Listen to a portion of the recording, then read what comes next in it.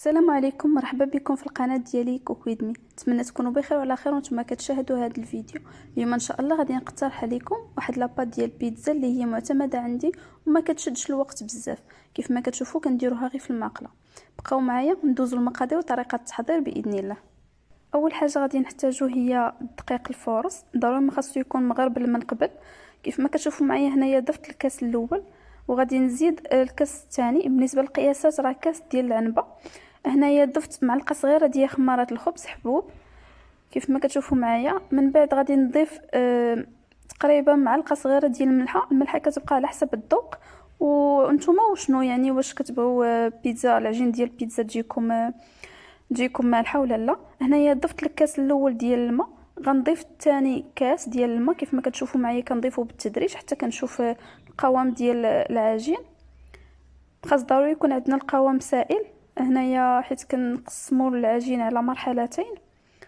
كيف ما كتشوفوا معايا كنخلط مزيان باش ما يكونوش عندي هذاك التكتلات ديال الدقيق.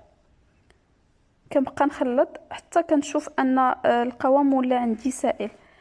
من بعد مباشره كيخصني نخليه يرتاح. كيف ما كتشوفوا معايا كنغطيه بحال هكا وكندير ليه واحد المنديل وكنخليه يرتاح تقريبا نصف ساعه اقل حاجه. من بعد مورا ما كيرتاح نرجعوا نكملوا باقي المراحل. كيف ما كتشوفوا معايا راه كتبان لينا باللي العجين اختمر. من بعد كنضيفوا عليه القياس اللي كيعجبنا ديال الزعتر. ضروري ما نحكوا ما بين يدينا، عاد كنضيفوا العجين كيف ما كتشوفوا معايا هنايا في الفيديو. من بعد غادي نخلطوا وغادي نضيفوا هنايا ربع كاس ديال زيت الزيتون. زيت الزيتون ضروري. بالنسبه للمكونات راني نسيت ما قلتش لكم باللي ضفت لهم معلقه ديال الحليب مجفف. صورتها ولكن ما عرفتش علاش تقطع ليا في الفيديو. هنايا كنضيفوا كاس ديال دقيق الفينو، وهنايا الكاس الاول ديال دقيق الفورس، وكنبقاو نخلطوا. هنايا الكاس الثاني ديال دقيق الفورس. بالنسبه للدقيق ما تحاولوش ديروا تقريبا نفس الكميه ديالي، حاولوا يعني تبداو تزيدوا بالتدريج. يعني يتبان لكم العجين تماسك ولكن باقي كيلتصق في اليدين. هنايا كيف ما كتشوفوا معايا كنبقى كنخلط مزيان. هي بصراحه هاد العجين ديال البيتزا ما كتحتاجش تدلك بزاف، داكشي علاش زوينه ودغيا كتوجد، يعني ما كتاخذش لينا وقت بزاف. هنايا كيبان ليا الخليط مازال خاصو ضفت عليه نص كاس ديال دقيق الفورس. يعني الا جينا نجمعوا عندي 2 كيسان ديال دقيق الفورس في الاول. من بعد خليت العجين تختمر، عاد ضفت عليها 2 كيسان ونص ديال دقيق الفورس. كيف ما كتشوفوا معايا هنايا كنحاول نجمع الخليط ديالي غير برؤوس الاصابع. هنايا راه ضروري ما تخليوها ترتاح تقريبا واحد الساعه في الثلاجه. من بعد كتجيو تخدموا بها. هنايا كيف ما كتشوفوا معايا كنحاول نقسم العجين ديالي على 3 كرات. كيف ما كتعرفوا يعني بالنسبه للكميه تقدروا تنقصوا منها اولا تكثروا منها. انا بغيت يجيوني تقريبا 3 ديال لي بات ديال البيتزا، داكشي علاش درت هذه الكميه. المهم هنايا كندير شويه الدقيق على سطح عامل اللي كيكون بطبيعه الحال نقي ومعقم، عاد كنخدموا فيه. هنايا كنحاول نقسمه على 3 كيف ما غادي تشوفوا معايا.